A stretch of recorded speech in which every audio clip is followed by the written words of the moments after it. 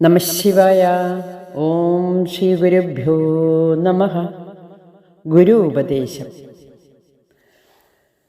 ദുഃഖമില്ലാതാക്കാനുള്ള മാർഗം എന്താണ്?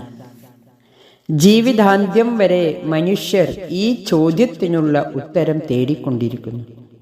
അഭിവന്ദ്യ ഗുരുക്കന്മാർ ഇതിനു പലവിധ മാർഗങ്ങൾ നിർദ്ദേശിച്ചിട്ടുണ്ടെങ്കിലും സാധാരണക്കാരെ സംബന്ധിച്ചിടത്തോളം ദുഃഖങ്ങൾ സ്പർശിക്കാത്ത ജീവിതാവസ്ഥകൾ വിരളമാണെന്ന് തന്നെ പറയാം.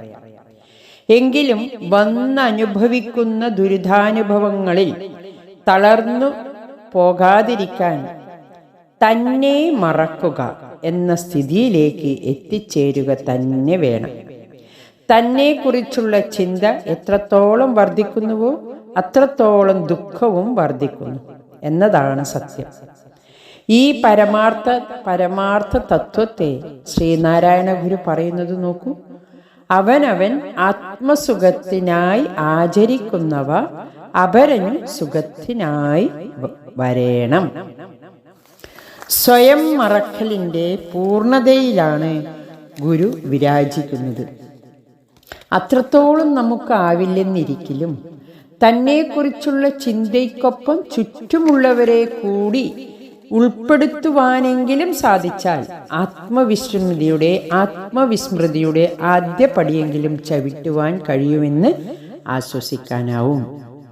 വ്യക്തി മനസ്സിന്റെ പ്രതിഫലനം കുടുംബത്തിലും കുടുംബത്തിന്റെ പ്രതിഫലനം സമൂഹത്തിലും കാണപ്പെടുക എന്നത് സ്വാഭാവികമാണ്. വ്യക്തി സ്വാതന്ത്ര്യം ജീവിത മൂല്യങ്ങൾക്ക് വില കൽപ്പിക്കാതായത് പ്രശ്നങ്ങളെ ഏറെ സങ്കീർണമാക്കുകയാണ് ചെയ്തതെന്ന് പറയാം. മനസ്സിനെ വിശുദ്ധിയോടെ സൂക്ഷിക്കുവാൻ അരുതാത്തതൊന്നും മൂല്യവത്താകുന്നില്ല എന്നതാണ് സത്യം. മൂല്യം ഉൾക്കൊണ്ട് ജീവിച്ച മഹത്തുക്കളുടെ കഥകൾ നാം പല വിദ്യാലയങ്ങളിലും പഠിച്ചിട്ടുണ്ട്. പല പുസ്തകങ്ങളിൽ നിന്നും നാം അത് പഠിച്ചിട്ടുണ്ട്. തോക്കുമായി വാതിലിൽ വന്നു മുട്ടുന്ന ഭീകരനേക്കാൾ നമ്മൾ പേടിക്കേണ്ടത് മയക്കുമരുന്നിന് അടിമയാക്കുന്ന മക്കളെയാണെന്നുള്ള സത്യം ഗുരുവിൻ്റെ പല സന്ദേശങ്ങളും അന്വർത്ഥമാകും വിധത്തിലുള്ള വാർത്തകളാണ് നാം ഇന്ന് മാധ്യമങ്ങളിലൂടെ നിരന്തരം അറിഞ്ഞുകൊണ്ടിരിക്കുന്നത്. വിദ്യാഭ്യാസത്തിൻ്റെ ലക്ഷ്യം പണവും പദവിയും മാത്രമാകുമ്പോൾ മത്സരബുദ്ധി പരിധികൾ ലംഘിക്കുന്നത് കാണാം. അപരൻ ശത്രുവാണെന്ന ചിന്തയോളം അത് നമ്മെ കൊണ്ടുചെന്ന് എത്തിക്കാറുണ്ട്. ആദ്യം അധികരിച്ച മാനസിക സംഘർഷങ്ങളും കാരണം മനസ്സും ശരീരവും രോഗാതുരമായി തീരുകയാണ് ചെയ്യുന്നത്. അതുകൊണ്ട് തന്നെയാകാം ചൂടാക്കാതെ തന്നെ തിളച്ചുകൊണ്ടിരിക്കുന്ന മനസ്സുകളെയാണ് നാം നിത്യവും കാണുന്നതെന്ന് അമ്മ പറയുന്നത്. ജീവിതമാകുന്ന പരീക്ഷയെ അഭിമുഖീകരിക്കാൻ പഠിക്കാതെ മറ്റേതൊക്കെ പരീക്ഷകൾ ജയിച്ചിട്ടും കാര്യമില്ല.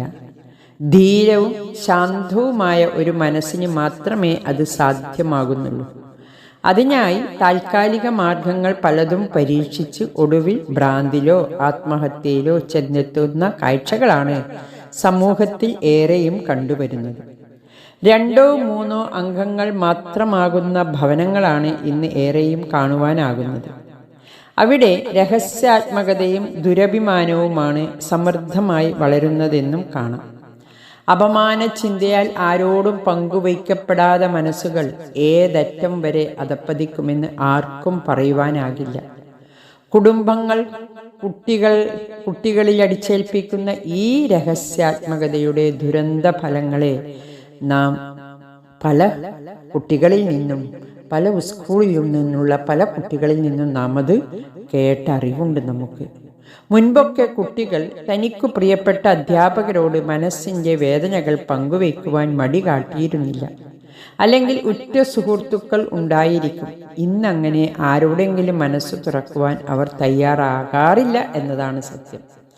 ജീവിത സംഘർഷങ്ങൾ ഏൽപ്പിക്കുന്ന മാനസിക അഘാതങ്ങളിൽ പെട്ട് തളരുമ്പോൾ മനസ്സ് കൈവിട്ടു പോകാതിരിക്കുവാൻ പാടുപെടുന്ന വിദ്യാർത്ഥികൾ നിരവധിയാണ്.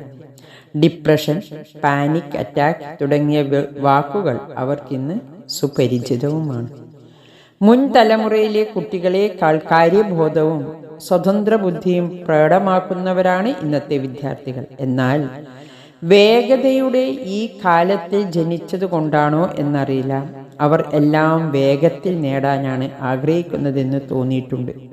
അതുപോലെ പ്രശ്നങ്ങളെ അഭിമുഖീകരിക്കേണ്ടി വരുമ്പോൾ അവർ അസാധാരണമാംവിധം മാനസിക സമ്മർദ്ദങ്ങൾക്ക് അടിമപ്പെട്ടു പോകുന്നതും കാണാം. വേഗത്തിൽ തെറ്റുകളിലേക്ക് വീണു പോകുവാനും സാധ്യത ഏറെയാണ്. ഒന്നിനെ ആശ്രയിച്ച് തകർന്നു പോകുന്ന അവസ്ഥയിൽ ഭൗതികമായ മറ്റെന്തെങ്കിലും ഒന്നിനെ ആശ്രയിക്കുക, ഇതാണിന്ന് മനുഷ്യന്റെ സ്വഭാവം. മനസ്സെന്ന മണ്ടനെ കൂട്ടുപിടിച്ചു വീണ്ടും വീണ്ടും അധപ്പതിക്കുകയല്ല വേണ്ടത് എന്ന് ഗുരു എപ്പോഴും ഓർമ്മിപ്പിക്കാറുണ്ട്. ജീവിതത്തിലും മരണത്തിലും എല്ലാം ഒപ്പം ഉണ്ടായിരിക്കുന്ന ഒരു ശക്തിയുണ്ട്, സകല സൃഷ്ടിയുടെയും സ്രോതസ്സായ പ്രപഞ്ചശക്തി.